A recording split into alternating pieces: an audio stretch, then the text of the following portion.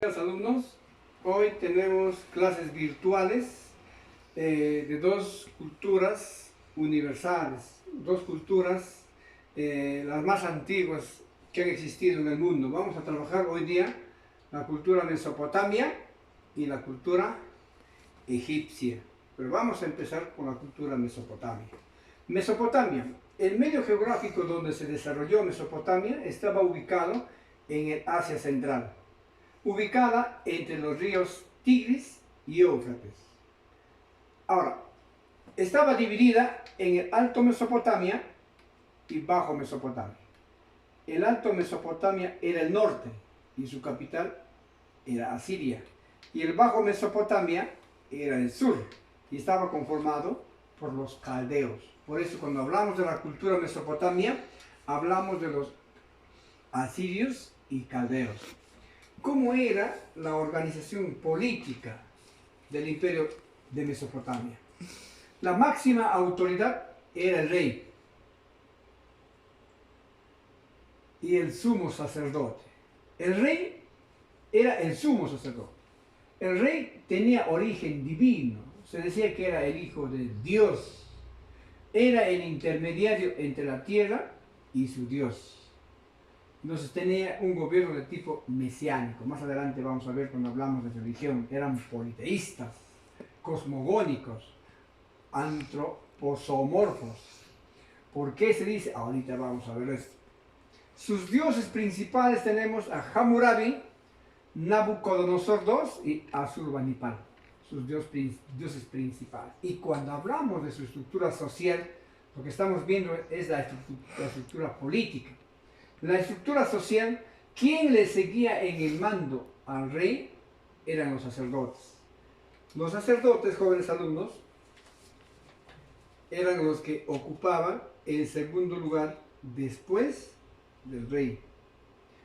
Le seguían los sátrapas, los dueños de la tierra, los guerreros y finalmente los esclavos. Era la estratificación social de un gobierno, de una cultura mesiánica, cuyo rey era considerado hijo del Dios.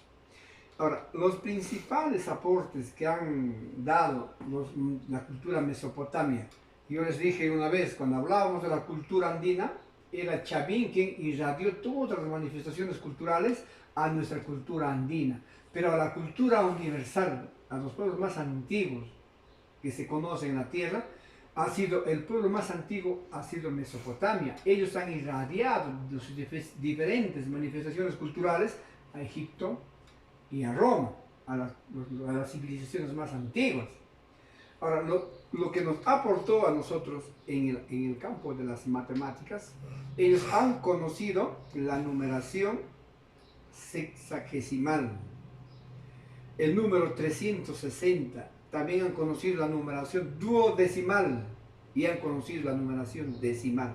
Cuando hablamos sexagesimal estamos hablando de 360. Cuando decimos duodecimal, del número 12, y decimal, estamos hablando de 10. Han tenido avances en aritmética y en geometría. Por ejemplo, ellos sabían tratar de multiplicar, hallaban áreas de los campos de cultivo, conocieron la división, la raíz cuadrada y la raíz cúbica, y también han conocido en matemáticas la potenciación. Los avances en matemáticas han estado también referidos al conocimiento de la medición con el palmo, con el codo. Pues ellos medían con la mano y con el codo, y ese tipo de medidas existen hoy día todavía en diferentes lugares del mundo. Ese es el aporte de Mesopotamia en matemáticas. En legislación han tenido ellos lo que se denomina el Código de Hammurabi. ¿Qué era el Código de Hammurabi? Era un conjunto de leyes que habían sido creadas por el rey Hammurabi en el siglo XVIII, antes de nuestra era. Ahí se encuentran las leyes, sobre todo sobre el robo, el comercio, la familia, los contratos que hacían los comerciantes, cómo deberían ser los matrimonios y los divorcios en caso de accidentes y los oficios para trabajar. Todo esto contenía el Código de Hammurabi. Es una serie de leyes muy avanzadas para su tiempo, pero ya ellos tenían. Y lo que destaca del Código de Hammurabi, muchachos, es el principio jurídico de ojo por ojo y diente por diente.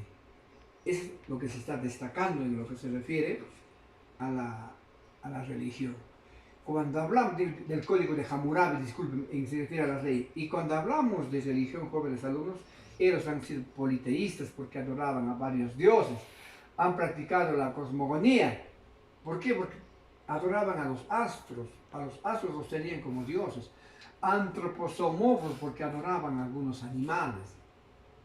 Esa era la religión de la antigua Mesopotamia. Y cuando hablamos de astronomía, jóvenes alumnos, estamos hablando que dividieron el tiempo en unidades exactas. Ellos han dividido la semana en 7 días. Han dividido el día en 24 horas, la hora en 60 minutos y 1 minuto en 60 segundos. Ya eso viene desde la época de Mesopotamia. Crearon los signos zodiacales, muchachos. Han tenido grandes avances en Mesopotamia. Han creado los signos zodiacales a través de la observación de las estrellas, de las constelaciones. Esto ha dado origen ya en Mesopotamia, muchachos, a lo que se denomina la astrología. Han tenido, cuando hablamos de escritura, jóvenes alumnos, han tenido una escritura de tipo cuneiforme. ¿A qué se llama escritura cuneiforme?